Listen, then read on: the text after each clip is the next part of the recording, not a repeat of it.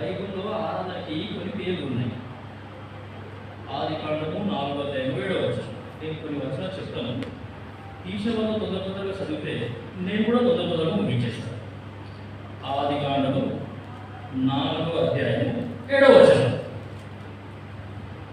నీవు సత్క్రియ చేసిన ఎడల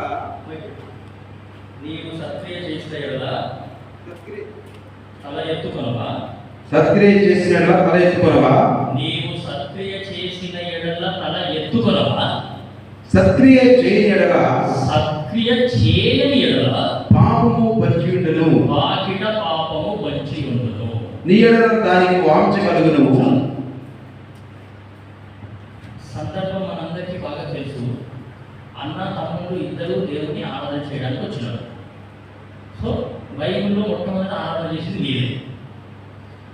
సో మొట్టమొదట ఆరాధన చేసిన వెంటనే సో దేవుడు అఫ్కోర్స్ అన్న యొక్క ఆరాధన దేవుడు అంగీకరించలేదు, తమ్ముని యొక్క ఆరాధన దేవుడు అంగీకరించినాడు.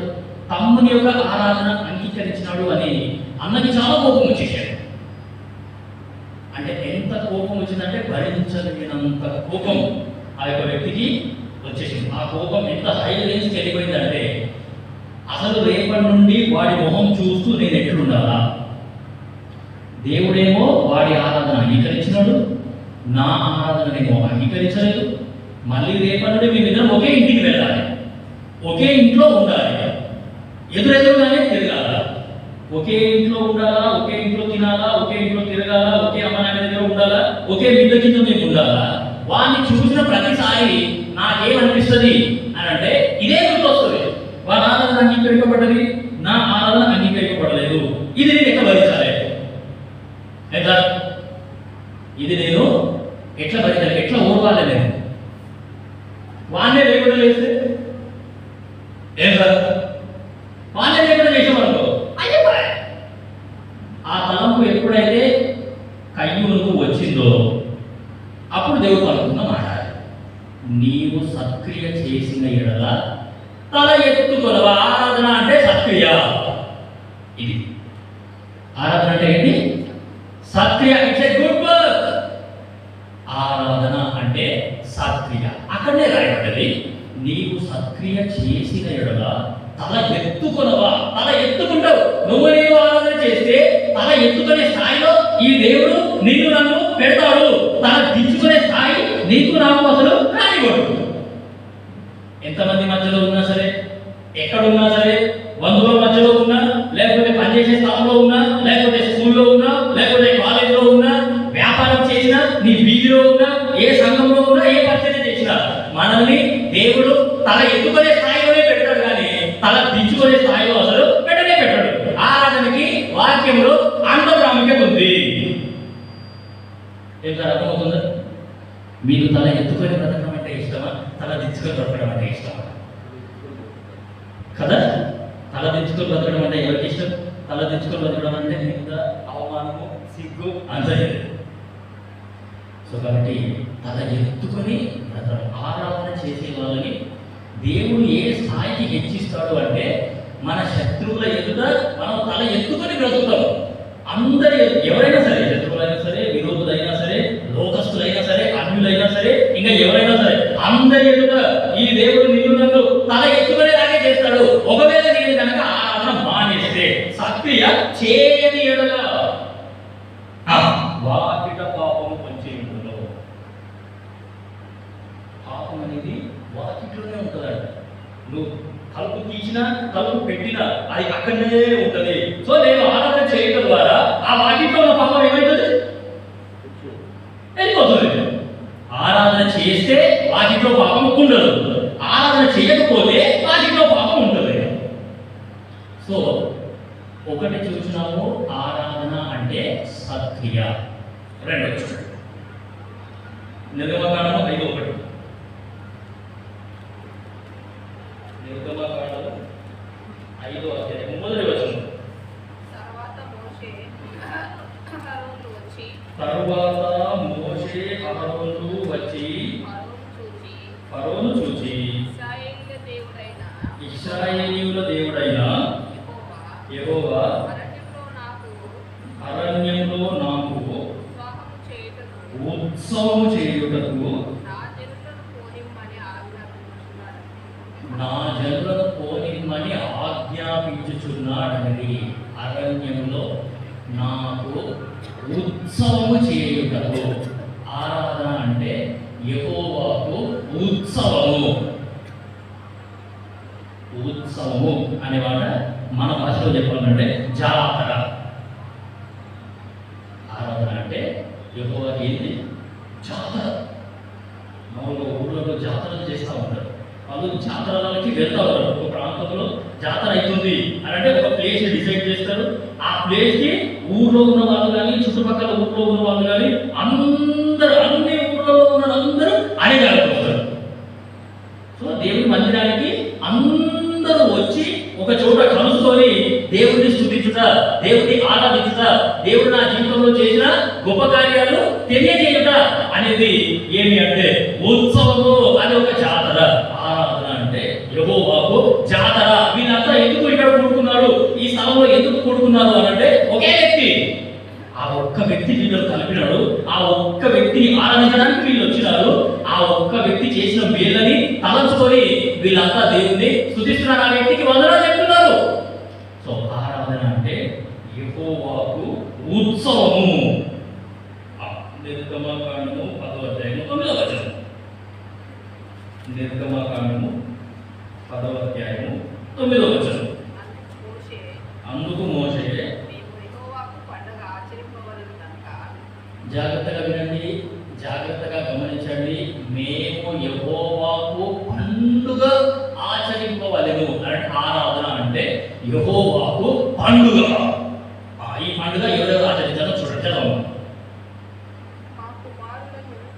మా కుమారులు, మా కుమార్తెలు, మందలు, పశువులను వెంట పెట్టుకొని, పిల్లలు అండ్ పెద్దలు. సో మేము యెహోవాకు పండుగ ఆచరింపవలెను కనుక మా కుమారులను, మా కుమార్తెలను, మా మందలను, మా పశువులను వెంట పెట్టుకొని మా పిన్న పెద్దలతో కూడా వెళ్ళేదమనెను. ఆరాధన అంటే యెహోవాకు పండుగ.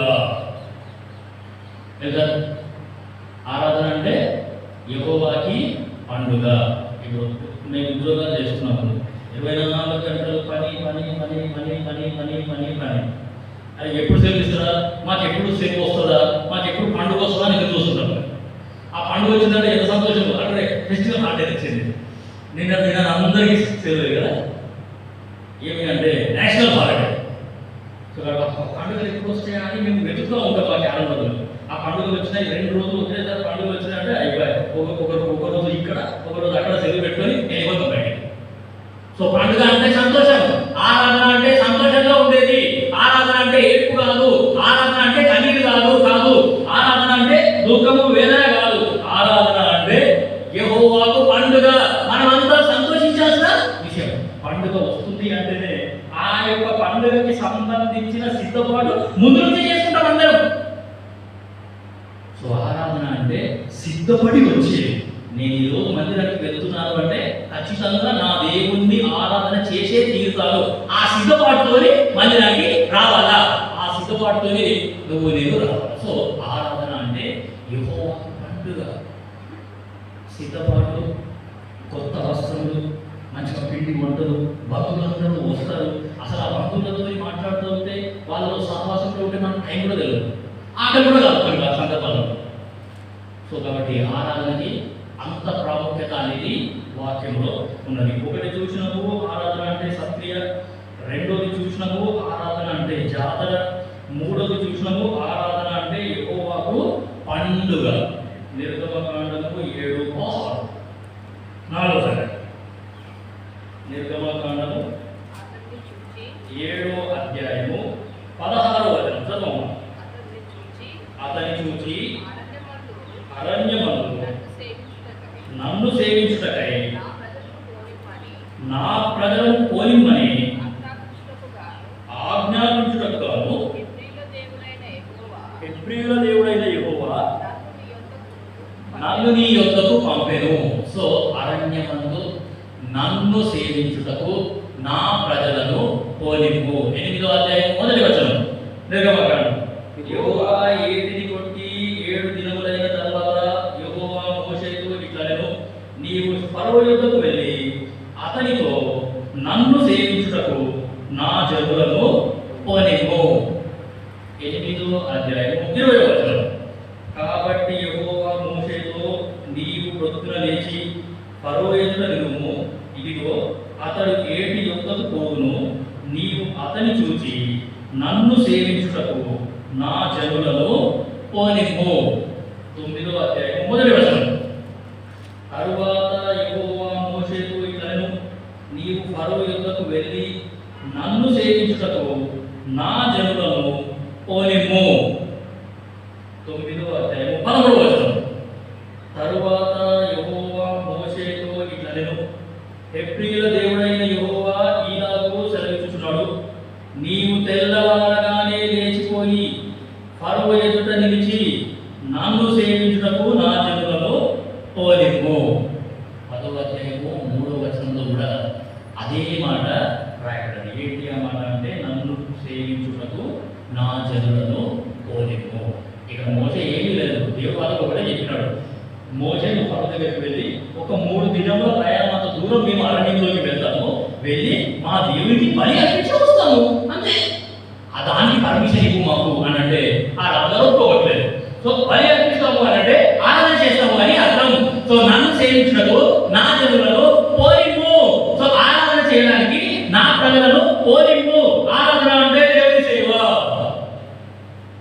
ఏమో ఆరాధన అంటే దేవుని సేవ. ఇక్కడికి వచ్చి మనం ఏదో ఆరాధన చేస్తున్నాము, ఎన్నో ఏళ్ళ సంగతి ఇట్లా మాకు అలవాటు చేసినాము, ఇది అలవాటు అయిపోయింది కాదు. ఆరాధన అంటే దేవుని సేవ. నేను ఆరాధన చేస్తున్నాను అంటే ఆ దేవుణ్ణి సేవిస్తున్నాను, దేవుని సేవ చేస్తున్నాను అని అర్థం. మొదటి తెస్సలోనికయులకు రాసిన పత్రిక 5వ అధ్యాయము 17వ వచనం. 15, 16, 17. మొదటి తెస్సలోనికయులకు రాసిన పత్రిక 5వ అధ్యాయము 15, 16, 17 వచనాలు నుంచి మాట్లాడండి. ఎవరును in everything give thanks for this is the will of God. అన్నమాట ప్రతి విషయమందును కృతజ్ఞతాస్తుతులు చెల్లించుడి, ఇలాగు చేయుట మీ విషయమై దేవుని చిత్తము. ప్రతి విషయమందును కృతజ్ఞతాస్తుతులు చెల్లించుడి, ఇలాగు చేయుట యేసుక్రీస్తు నందు మీ విషయంలో దేవుని చిత్తము. ప్రతి విషయమందు మనం కృతజ్ఞతాస్తుతులు చెల్లించడం ద్వారా మనం ఏం చేస్తున్నాము అంటే దేవుని చిత్తాన్ని చేస్తున్నాము. సో ఆరాధన అంటే దేవుని చిత్తము. ఏం సార్ మీకు అర్థమవుతుందా వాక్యం? 5 విషయాలు చూసాము. 1, ఆరాధన అంటే సత్క్రియ. 2వది, ఆరాధన అంటే యెహోవాకు ఉత్సవము అంటే జాతర. 3వది, ఆరాధన అంటే యెహోవాకి పండుగ. 4వది, ఆరాధన అంటే దేవుని సేవ.